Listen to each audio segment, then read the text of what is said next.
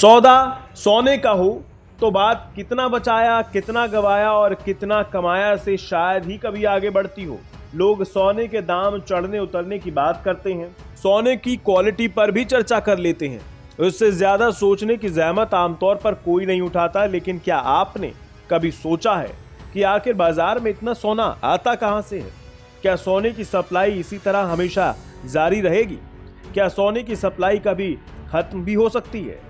दरअसल निजी नफा नुकसान की फिक्र हमें इन सवालों के बारे में सोचने का मौका ही नहीं देती। लेकिन अब इन मुद्दों पर भी गंभीरता से बात करने का वक्त आ गया है। ये सब जानते हैं कि सोना एक खनिज है जिसे धरती का सीना चीर कर बाहर निकाला जाता है। तो ये सवाल है कि आखिर धरती के भीतर कितना सोना बचा है और कितना निकाल लिया गया है? क्या किसी के पास इसका कोई जवाब है? अमेरिकन जियोलॉजिकल सर्वे के आंकड़े बताते हैं कि धरती से अब तक करीब 2 लाख टन सोना निकाला जा चुका है और अभी धरती के भीतर करीब 50,000 टन सोना बचा हुआ है। कुछ रिसर्चर्स भी ये दावा करते हैं कि इंसानों ने धरती से करीब 80% सोना निकाल लिया है और बाकी 20% की तलाश और खुदाई की जा रही है। हालांकि समय के साथ ये आंकड़े भी बदलते रहते हैं, क्योंकि माइनिंग कंपनियां जमीन में छिपे सोने की मात्रा को लेकर 2 तरह से अनुमान लगाती हैं। कुछ इलाके ऐसे हैं जहां से सोना निकालना किफायती होता है, कुछ इलाके ऐसे हैं जहां से सोना निकालना काफी महंगा होता है। जाहिर है गोल्ड माइनिंग में लगी कंपनियां ऐसे इलाकों पर ही ध्यान देती हैं जहां से सोना निकालना फायदेमंद हो। इस लिहाज से दक्षिण अफ्रीका का विटवाटरसलैंड सोने का सबसे बड़ा स्रोत है। दुनिया का 30% सोना विटवाटरसलैंड से ही आता है।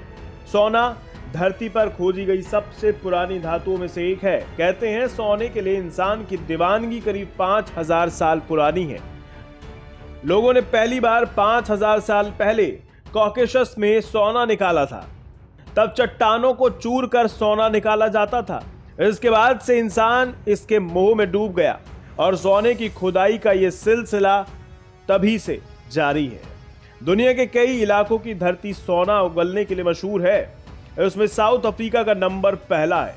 दुनिया में सोने की 5 सबसे बड़ी खदानों में भी सबसे बड़ा खदान दक्षिण अफ्रीका में ही है।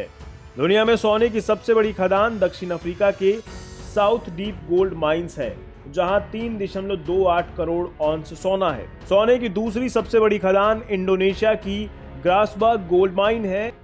इसमें 2.60 करोड़ औंस सोना है।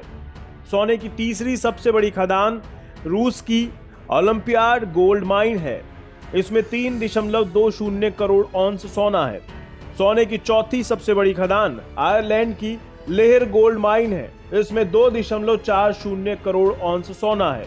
और सोने की 5वीं सबसे बड़ी खदान चिली की नॉर्थ अबेरेटो गोल्ड माइन है। इसमें 2.32 करोड़ औंस सोना है। लेकिन ऐसा नहीं है कि इनमें से हर खदान सोना उगल रही हो।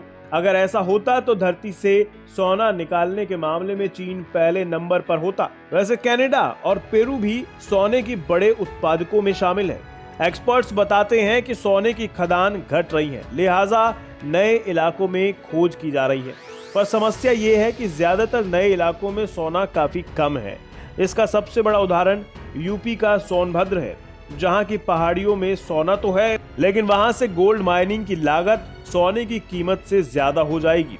वैसे आर्टिफिशियल इंटेलिजेंस, स्मार्ट माइनिंग और बिग डेटा जैसी कई तकनीकों की मदद से लागत कम की जा सकती है, पर इसमें वक्त लगेगा। सोने की मौजूदगी को लेकर एक्सपर्ट्स जो दावा करते हैं, उनके मुताबिक सोना अंटार्कटिका में भी है, समुद्र के अंदर भी है, 16 साइकी नाम के तारे पर है और चांद पर भी है।